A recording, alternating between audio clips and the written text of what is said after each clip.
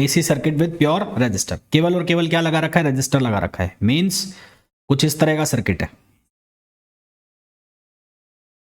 और यहां पर ये वोल्टेज है, वोल्टेज कैसी है, ऑल्टरनेटिंग वोल्टेज है, ये वोल्टेज है और ये रजिस्टर है। तो ये वोल्टेज है, वोल्टेज कितना हो गया, ई नॉट या V naught sine omega T. इसको आप ई नॉट भी लिख सकते हो या इसको वी नॉट भी लिख सकते हो, जैसा आप चाहो इसको वैसा लिखो, वी नॉट या ई नॉट साइन ओमेगा टी। हमें यहां पर अप्लाई करना है किरचॉफ रूल, है ना, किरचॉफ वोल्टेज लॉ अप्लाई करना है। तो इसके अंदर एक करंट फ्लो हो रही होगी, लेट सपोज करंट है आई, तो अप्लाई केवीएल। हम क्या अप्लाई करेंगे, केवीएल। केवीएल अप्लाई करोगे तो क्या लिखा जाएगा, V minus E R, V minus I R equals to zero. तो V की वैल्यू कितनी हो गई, V की वैल्यू हो गई E naught sine omega T minus I R equals to zero. तो यहां से I की वैल्यू हो गई ई नॉट अपॉन आर, ये हो गया साइन ओमेगा टी। I की वैल्यू हो गई E naught upon R sine omega T. क्या ये क्लियर है सभी को, ये वाली बात। तो यहां से अगर मैं वोल्टेज को देखूं तो वोल्टेज लिखा हुआ है E naught sine omega T, और जो करंट आई है करंट, वो लिखा हुआ है E naught upon R sine omega T, sine omega T. तो अगर ये देखा जाए ये वाला और ये देखा जाए तो इनको हम बोलते हैं फेज, इनको बोलते हैं फेज। तो दोनों सेम फेज में है, किसमें है, सेम फेज में है। तो वोल्टेज और करंट दोनों सेम फेज में है, यानी कि इसको यदि मैं एक ग्राफ के ऊपर शो करूं, ग्राफ के ऊपर शो करूं V को और I को, यदि मैं V को और I को एक ग्राफ के ऊपर शो करूं तो ग्राफ पे मेरे को क्या देखने को मिलेगा, यहां पर अगर मैं ये वोल्टेज बनाता हूं तो ये लाइन आ गई किसकी, वोल्टेज की, और ये एंगल हो गया कितना, ओमेगा टी। और सेम लाइन किसकी आ जाएगी, करंट की आ जाएगी, पर करंट की जो लाइन होगी वो छोटी होगी, करंट की लाइन होगी वो छोटी होगी, और छोटी होगी तो इसको मैं लिखूंगा आई से, और ये भी एंगल बना रही है ओमेगा टी। ये लाइन छोटी क्यों हो गई, ये लाइन छोटी इसलिए हो गई क्योंकि यहां पर I equals to E naught upon R है, यानी कि इसको हमने किसी चीज से डिवाइड कर रहे हैं, डिवाइड कर रहे हैं, तो इसकी वैल्यू ऑब्वियसली बात है क्या हो जाएगी, कम हो जाएगी। तो याद रखने वाली बात क्या है, याद रखने वाली बात यह है कि in pure resistive AC circuit, in pure resistive AC circuit, AC circuit, both current and voltage are in same phase, in same phase। Same phase का होने का मतलब है इनके बीच फेज डिफरेंस कितना है, जीरो है, means phase difference between them is zero, means phase difference between them is zero. इन दोनों के बीच जो फेज डिफरेंस है वो कितना है, जीरो है। क्या ये बात क्लियर है।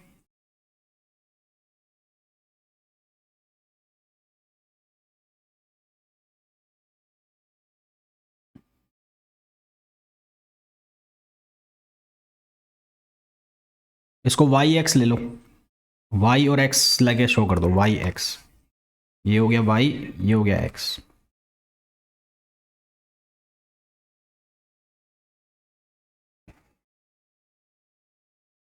क्लियर है यहां तक।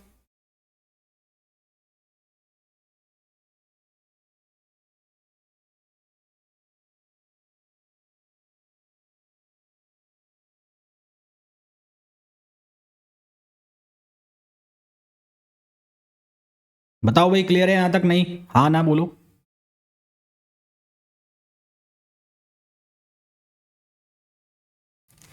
अब मैं बना रहा हूं कौन सा, pure inductive circuit, AC circuit with inductor only, with inductor only.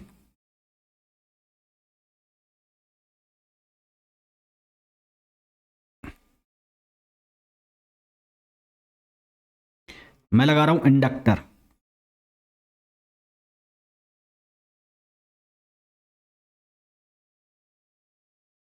ये हो गया E naught sine omega T, और यहां पर लगा हुआ है इंडक्टर जिसका इंडक्टेंस है L.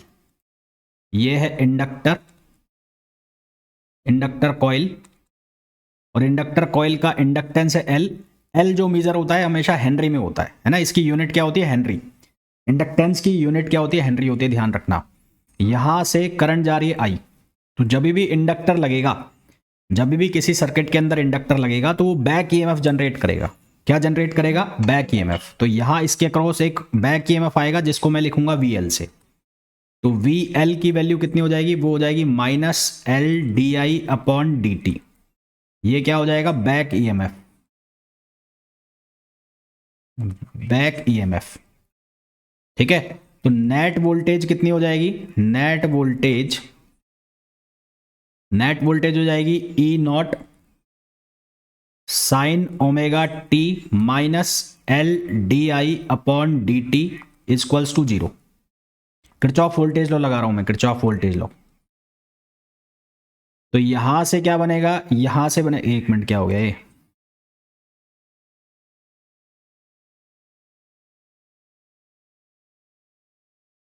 L D I upon D T equals to 0। तो यहां से हमारे पास क्या बनेगा, ये साइन ओमेगा टी है,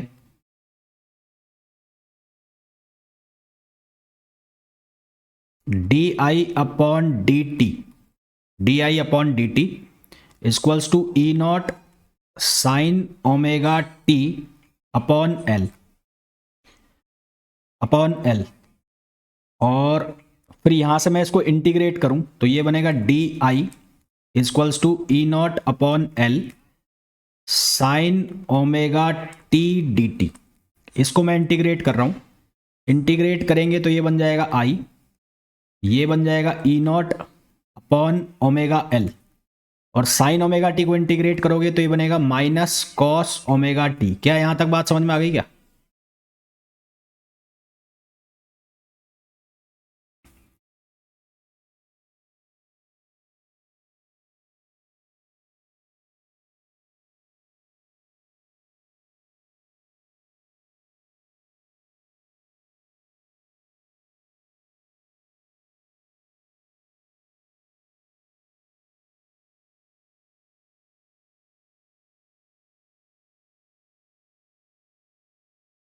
अगर ये आपको क्लियर है तो फिर आपको ये भी क्लियर होगा कि कॉस ओमेगा टी जो है उसको मैं इस तरह से लिख सकता हूं, sine pi by two minus omega T, लिख सकते हैं ऐसे,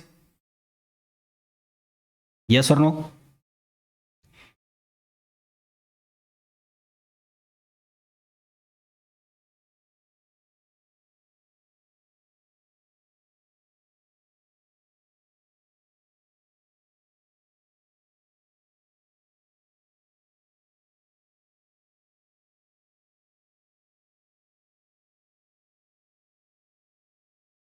तो अगर मैं ये वैल्यू यहां पर सब्सटीट्यूट कर देता हूं तो ये बनता है I equals to minus E naught upon omega L, और ये क्या बन जाएगा, ये बन जाएगा sine omega T minus pi by two. ये माइनस साइन अंदर लेके जाओ, अंदर लेके जाओगे तो ये बनेगा E naught upon omega L, ये हो जाएगा साइन, ये हो जाएगा pi by two minus omega T. नहीं, मैंने उल्टा लिख दिया ये, एक मिनट, उल्टा लिख दिया ये, pi by two minus omega T, तो ये हो जाएगा omega T minus pi by two.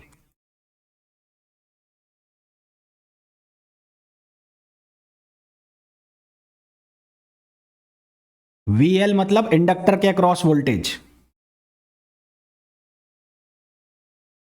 V L का मतलब है इंडक्टर के अक्रॉस वोल्टेज,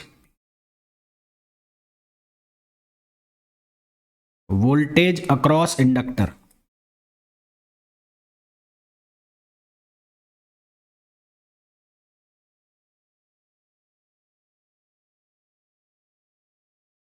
बैक ईएमएफ बोलते हैं इसको, बैक ईएमएफ। हाँ भाई, ये सही है।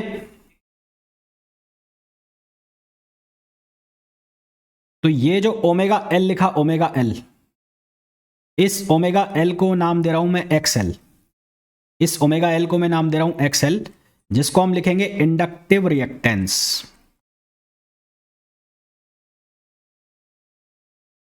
इंडक्टिव रिएक्टेंस ये ठीक रेजिस्टेंस की तरह काम करेगा।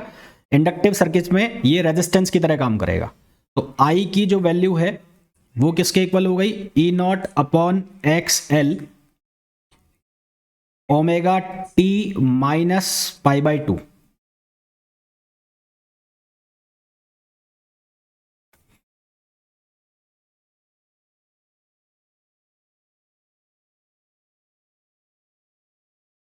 लेंज लॉ नहीं है, किरचॉफ वोल्टेज लॉ है वो। लेंज लॉ कहां से आ गया? किरचॉफ वोल्टेज लॉ ये कहता है कि किसी भी सर्किट के अंदर नेट वोल्टेज की वैल्यू जीरो होती है।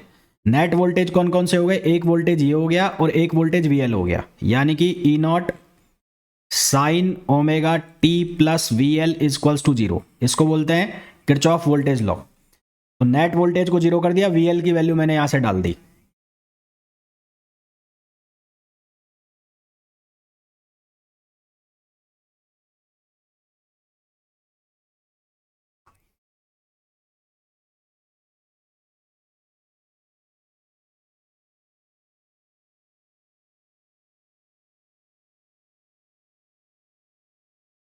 अब अगर, हाँ, बैकवर्ड ईएमएफ,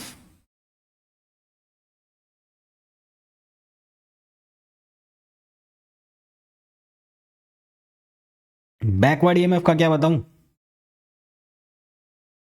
हाँ, लेंज लॉ का यूज हुआ है, लेंज लॉ, लेंज लॉ का यूज हुआ है बैकवर्ड ईएमएफ के लिए। बिल्कुल ठीक है, बिल्कुल ठीक। अब देखो भाई, यहां पर हमें आई नॉट की वैल्यू चाहिए, तो आई नॉट की वैल्यू यहां पर कितनी हो गई, आई नॉट की वैल्यू हो गई E naught upon XL upon omega L.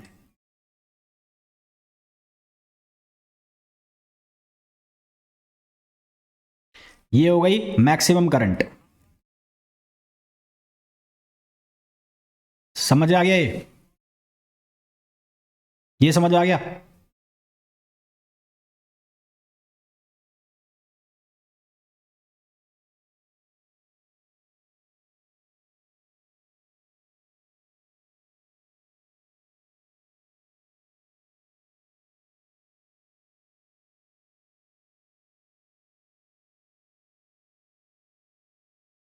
भाई हम कंपेयर करो ना इसको, हम ऐसे ही तो लिखते हैं I equals to I naught sine omega T minus pi by two. तो ये जो आई नॉट होता है ये मैक्सिमम करंट होती है। तो मैक्सिमम करंट की वैल्यू क्या हुई, ई नॉट अपॉन एक्सएल, यानी कि E naught upon omega L.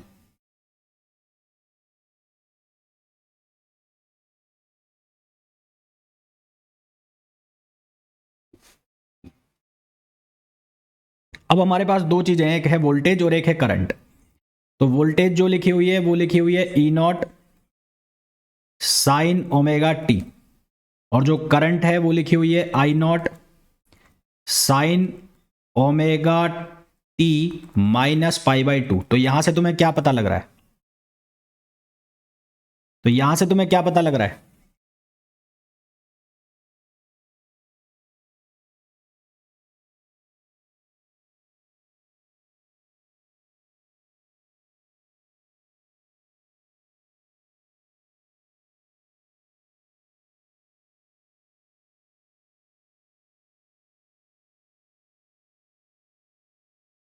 Voltage आगे है कि करंट आगे है?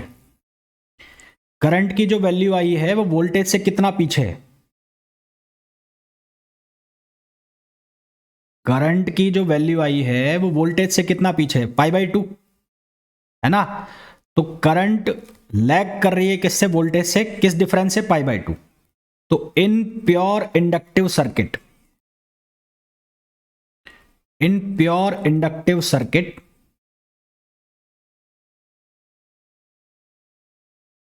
Current lags by pi by two by voltage. तो वोल्टेज से कितना पीछे है वो, पाई बाई टू।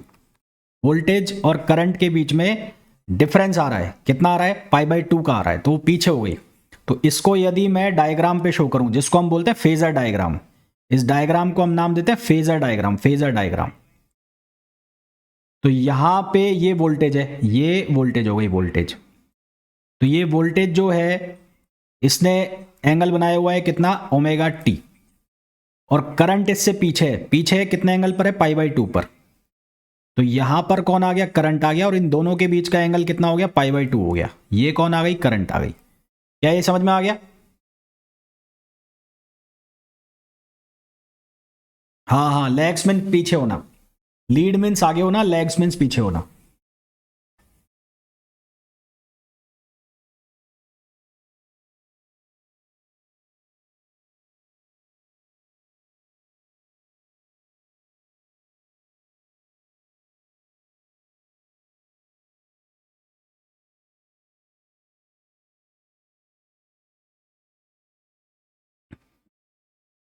अब अगर मेरे को कहा जाए कि आई आर एम एस निकालो, आई आर एम एस, तो आई आर एम एस कितना होता है, आई नॉट अपॉन रूट 2 होता है। अब यहां पर आई नॉट कितना है, यहां पर है आई नॉट कितना, ई अपॉन एक्सएल। तो यहां पर आई आर एम एस कितना हो जाएगा, ई नॉट अपॉन एक्सएल और अंडर रूट 2।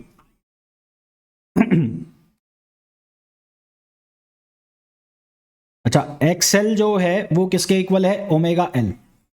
तो ओमेगा एल को हम क्या लिखते हैं, 2 पाई एफ एल। तो यहां से साफ साफ दिख रहा है कि जो रिएक्टेंस है वो प्रोपोर्शनल है किसके, फ्रीक्वेंसी की। तो यदि फ्रीक्वेंसी इंक्रीज होगी तो एक्सएल की वैल्यू क्या होगी, इंक्रीज होगी। एक्सएल की वैल्यू क्या होगी, इंक्रीज होगी। दैट मीन्स कि यदि फ्रीक्वेंसी इंक्रीज हो रही है, एक्सएल इंक्रीज हो रहा है, तो I R M S and I naught, इन दोनों की वैल्यू क्या होगी, रिड्यूस होगी। क्या ये बात समझ में आ गई?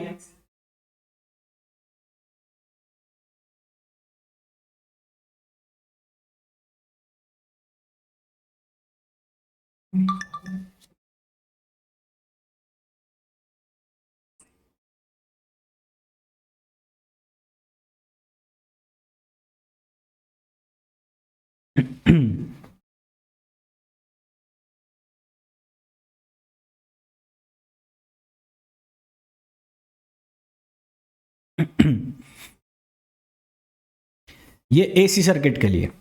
For DC circuit, for DC circuit, DC circuit मतलब डायरेक्ट करंट सर्किट, उसमें फ्रीक्वेंसी कितनी होती है, जीरो होती है। डीसी सर्किट में फ्रीक्वेंसी जीरो होती है, तो उसमें एक्सएल की वैल्यू कितनी हो जाएगी, जीरो हो जाएगी।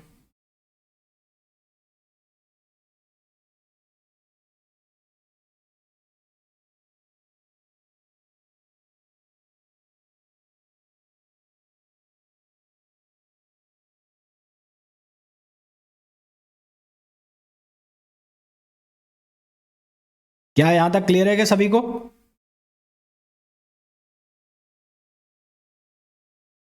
हाँ ना बोलो भाई।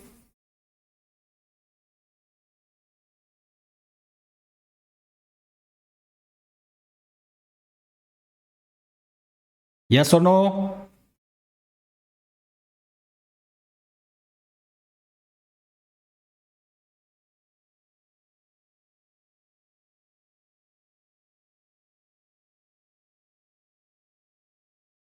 तो ये बात हो गई किसकी, एक बात कर ली हमने इंडक्टिव सर्किट की, एक बात कर ली हमने किसकी, रेजिस्टिव सर्किट की। डीसी सर्किट के लिए एक्सएल की वैल्यू जीरो हो जाएगी ना, कहां से होगी, डीसी सर्किट के लिए फ्रीक्वेंसी अगर जीरो है